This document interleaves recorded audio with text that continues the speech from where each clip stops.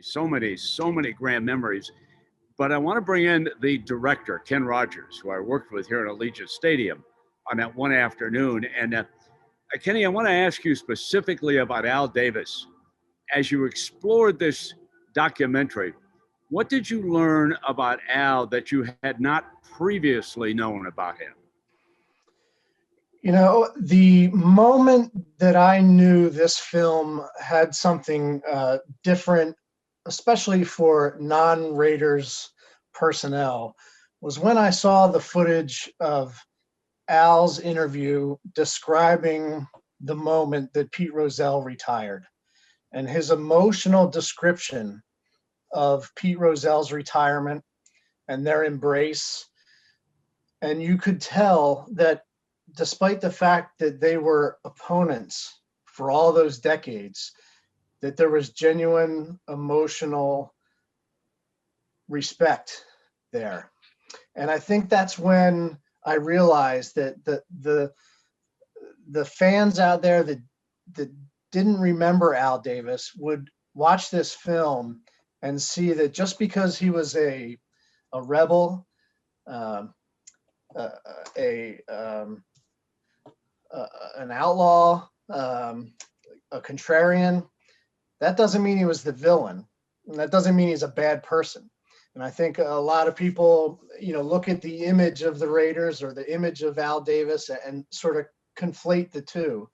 And I think that moment at the end of the film always strikes me at the heart and makes me, it surprised me when I saw it. And it continues to strike my heart when I see it, even for the 500th time, that Al Davis can feel that way about someone. And it makes you realize that despite all that bravado that he has, he was the most caring person that could walk the face of the earth for the people that he was really behind.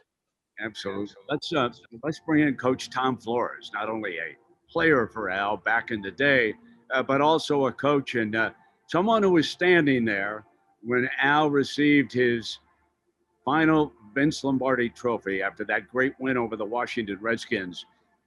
Tom, watching this documentary that Ken and the crew put together so splendidly must have brought back so many memories. What was it like for you living through this era with Coach Davis?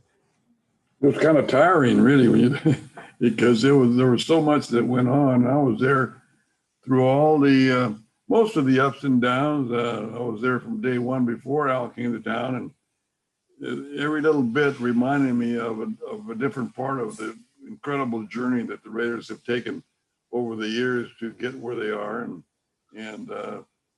they did a good job. I was in that room when Pete Rozelle resigned and retired, and when Al went up and hugged him. And it didn't surprise me. It did not surprise me that Al would do that, because it was Al was, we were sitting next to each other. I was not with the Raiders and I was with Seattle, but it did not surprise me because that's the way Al was. That was the respect he had, was pretty strong. And I would imagine that was the same thing with Pete Rozelle. They were able to separate the two things. Maybe not all, but they were able to separate that day and rise to the moment. Tom, Art Shell had a special relationship with Coach too.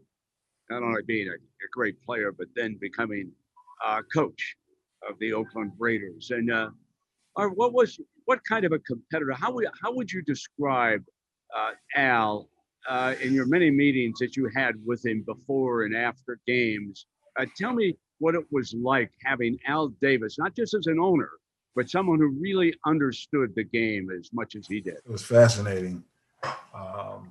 Watching that film, I got chills, running through my body. But Al was great to work with. I mean, his knowledge of the game was just astronomical. He teach you a whole lot of things, and as all coaches would and all players would, we would just pull everything that he had to give us, and he gave us a lot. But he was a phenomenal person to know. He knew the game inside and out. He knew personnel. He knew people. that's one of the greatest things I thought was about him, is that he knew people. He knew what made him work and what made him just become an overall good human being as a player, a coach, and everything involved. Raymond Chester, as an outside observer and someone covering the National Football League, it always struck me as to how loyal Raider players were to the brand. They really believed in it. They battled for it, win or lose. I was always struck by the loyalty. And even now, when I see the alumni groups come together, small group of us here today, tell us what it was like marrying into the Raider brand. You hear the slogan nowadays, once a Raider, always a Raider. That's not something they just coined, in recent years. That's something that developed over the whole history of the Raiders. Coaches, players, once a Raider fan, always a Raider fan. And that emanated from Al Davis himself. He was, in my opinion, Al Davis was, first of all, he was a hands-on. He was an owner, obviously, but he was hands-on. He was a coach. He was a mentor. He was a historian. Oh, man, if you wanted to know something about the NFL, the AFL, or the history of football, or the history of the Raiders, Al Davis was the one you could count on having the exact information you needed. I think the whole concept of once a Raider, always a Raider started with Al Davis and has carried on, through with his son, Mark, Mrs. Davis, and the entire Raider organization. And every one of us that ever played for them really respect and appreciates having been accepted into that family. Yeah, for sure. And how Al would like this beautiful stadium.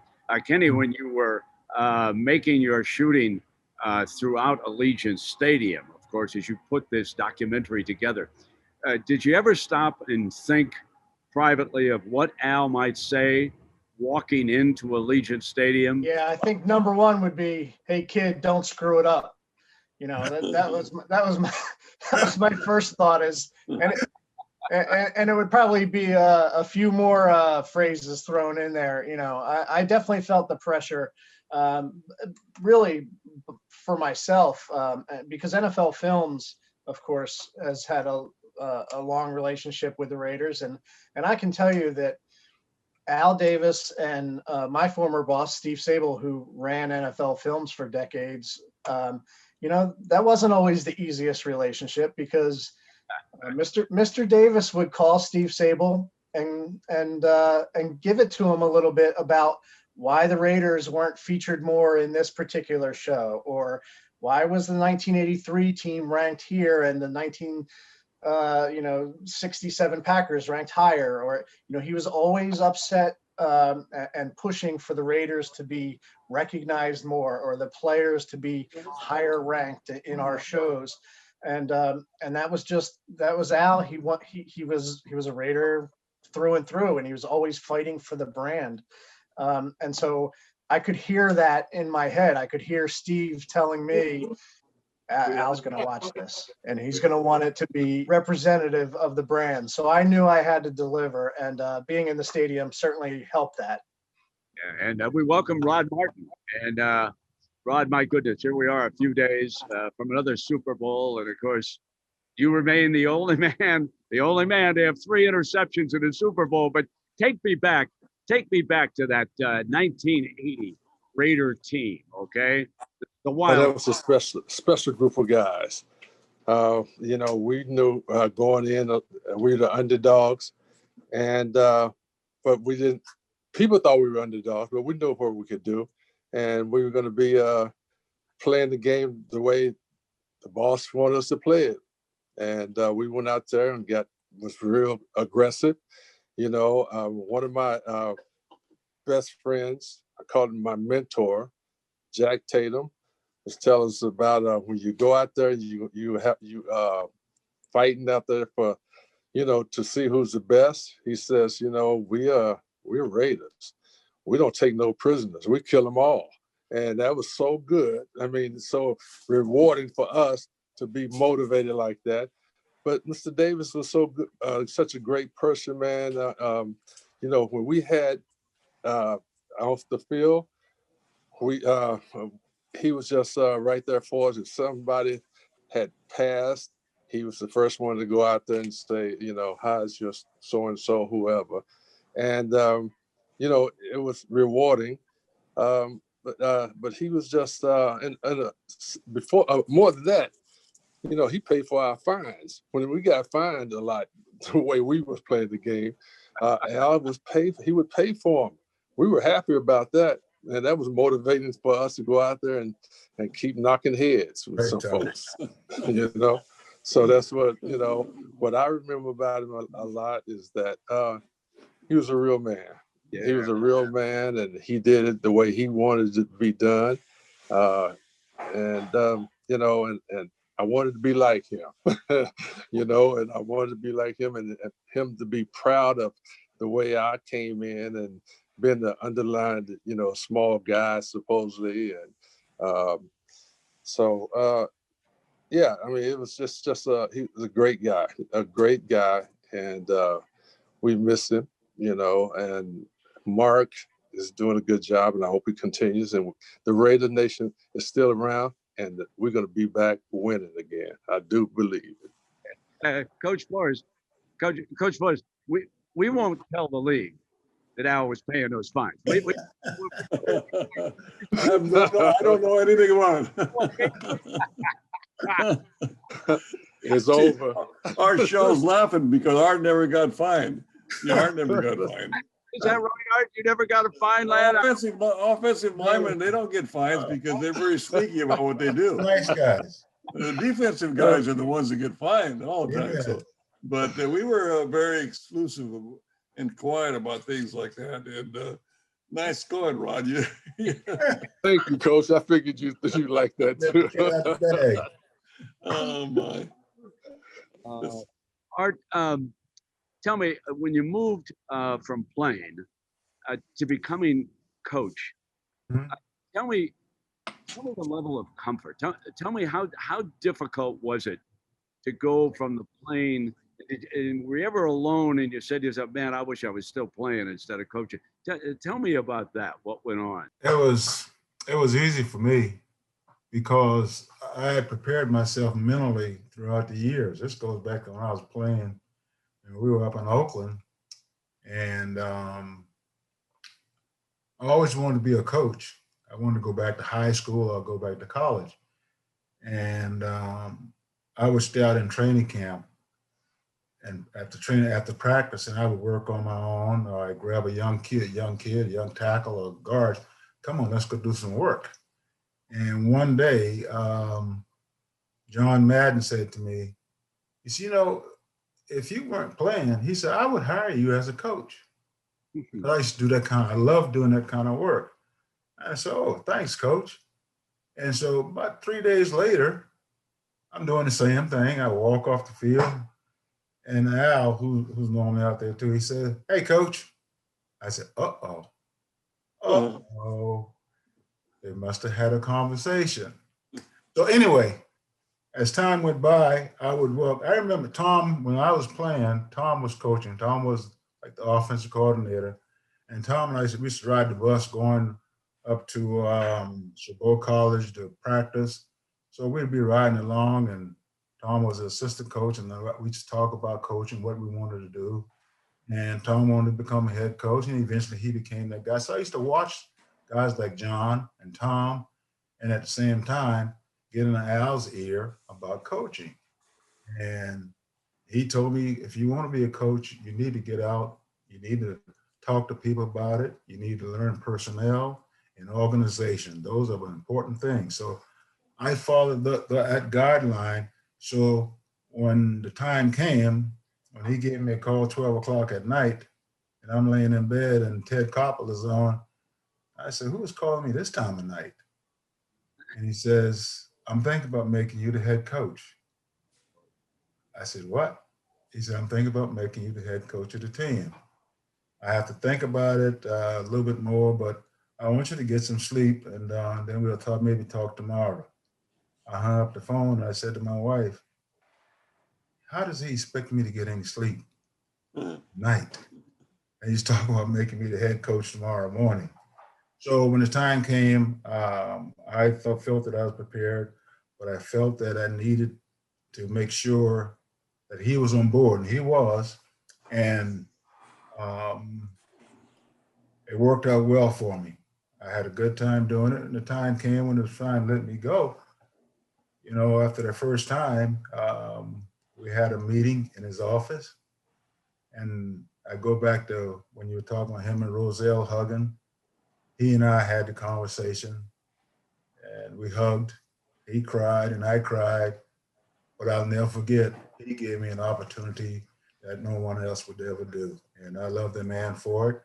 And Mama Davis, that's my girl. And Mark is doing a heck of a job. That stadium, man. You see that doggone stadium? I can't wait to come and see it. That's amazing what the Raider organization has done under Mark's guidance. So I'm very pleased with what I see. And once a Raider, always a Raider. I absolutely agree with you. Mark Davis has done an unbelievable job with this stadium, and I've told Mark repeatedly how proud Al would be of him with Yes, he what would. they have Yes, gotten he would. here in Las Vegas. I think He's smiling right now. He's looking down, smiling. so. All of us. There was another side to Al. I have to tell you, when he got mad at you, he really got mad at you. Okay, and he got Yeah. mad at me during that Pete Rozelle thing because he knew I was in New York with the NFL Today. He knew that Pete was very close to the NFL Today. And I happened to do a commentary one day that I didn't want to see the Raiders move. Okay, and nothing.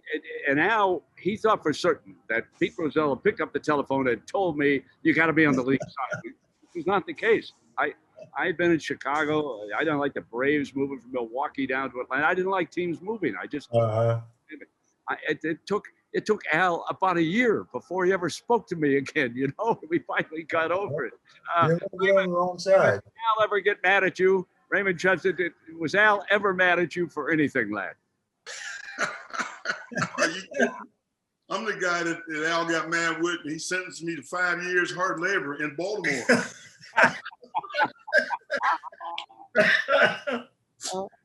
But then he brought you back. We brought you back. He forgave me and brought me back, so I'm back in the family. But yeah, 5 hard years of labor in Baltimore. It was my sentence. Yeah, that's awesome. Hey, Kenny, one thing that, of course, was so different when you actually used the portrayal and the makeup of Al and Pete Rozelle, and for me, it took me back for a couple of seconds, but I have to tell you, the voices were eerie. Now, I mean, he sounded like Pete Rozelle, and when you did that, that was something new to a documentary like this for me, Kenny. Yeah, early on, we had a discussion, myself and Ryan Kelly and Paul Camerata, my fellow filmmakers, and we had to decide from whose point of view were we going to tell this story. We could have interviewed all the former players. We could have interviewed people from the league office. And we were sitting around thinking, and we sort of imagined, well, what would Al think if he were still around? And we could imagine Al's spirit saying, get out of the way. I can tell my own damn story. And when we sort of thought about that, we said, well, why not? Why can't we have Al Davis and Pete Rozelle tell their own stories? How can we do that?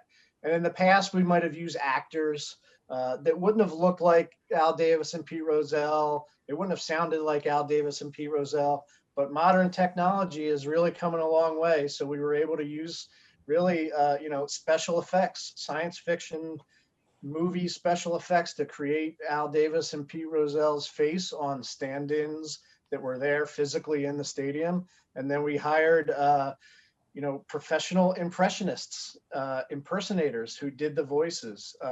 So really what you're seeing on screen is a combination of prosthetics and technology and an impressionist doing the voice and the script written by us based on transcripts that we have in our archives. It's really a combination of a bunch of things. And we really think it reflects what they're probably saying if they're out there somewhere together. Exactly. Fascinating. And, Kenny, Coach Flores can truly identify with you from the acting part, because as all of us know here today, we have all been drinking Coors Light since we have seen. Yes. There you go. That's pretty good. If I wasn't confined in my home, I'd be there serving you Coors Light. And we, I just got 3 cases delivered today. What am I going to do with it all? That's a lot of Coors Light. this was the first time that I've had the pleasure of watching it. And I have to say, Kenny, on behalf of everybody, I think that your production team, under your direction, did a magnificent job. It was compelling. I mean, I listened to every word, guys, and I think you agree with me. They did a great job with this. Great job. Great. Yep. Thank you. And it's really helped a lot by the subject matter. When you have the Raiders and Al Davis, how can you not be compelled? And I hope this is the first of many future projects that we do to cover not just the past of the Raiders, but hopefully the future. Hopefully we'll have some Hall of Fame news that we can make films about coming up, and we can get some championship films in the near future as well.